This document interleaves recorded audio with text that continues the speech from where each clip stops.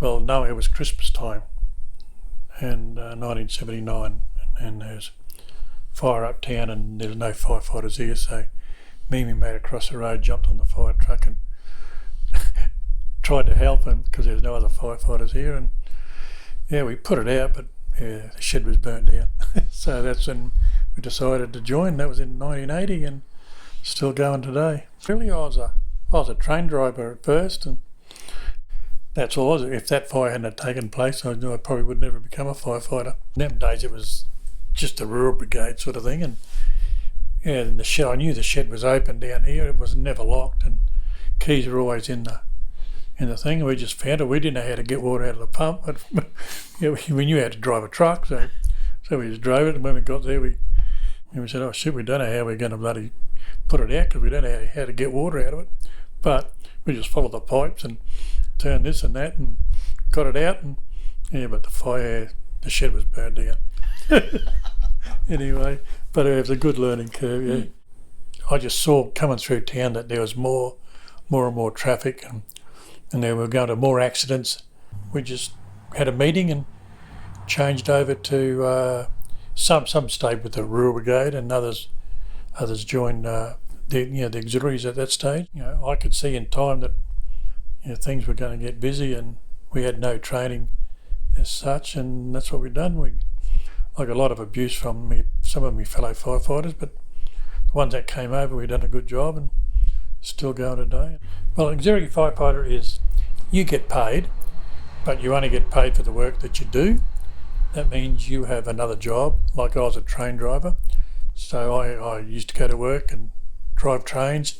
And when I came home, if we got a call out, we'd go and do our job as a firefighter, and we got trained same as the permanents and drove the same sort of trucks. And its only difference is that the permanents sleep at the station on shift, and we don't. We're at home, and once the pages goes off, we go and do our job. I think the permanents did look down on auxiliaries as not as well trained or as good as the permanents were, but we've been to a lot of big instances where, like, there'd be house fires or road accidents, rescues, or things like that, and they sort of worked with us, and they soon found out that Chillers had a very good auxiliary crew, and they were put them up against anybody, and you had to earn their respect, and I think Chillers did. So I know they told us that they rate us very highly in them days, so that was good.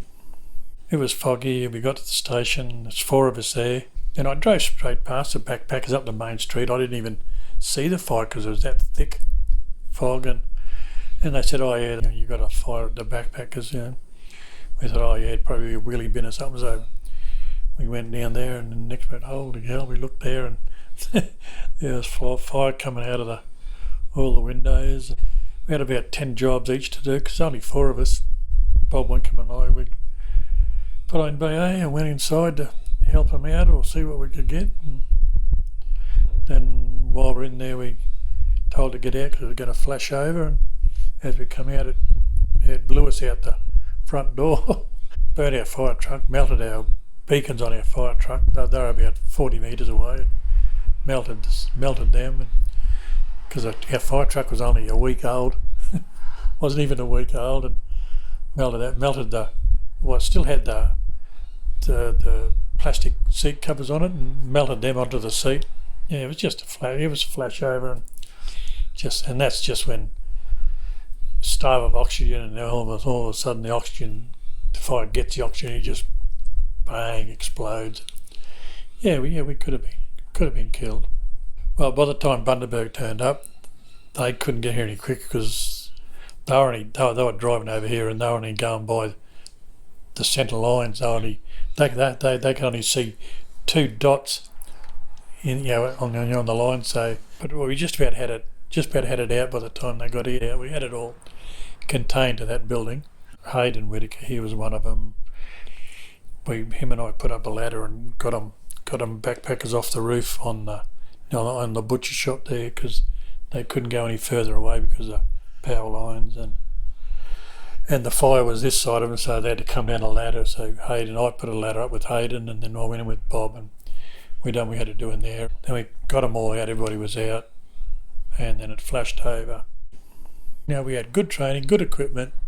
Now 15 were probably deceased by the time we got there.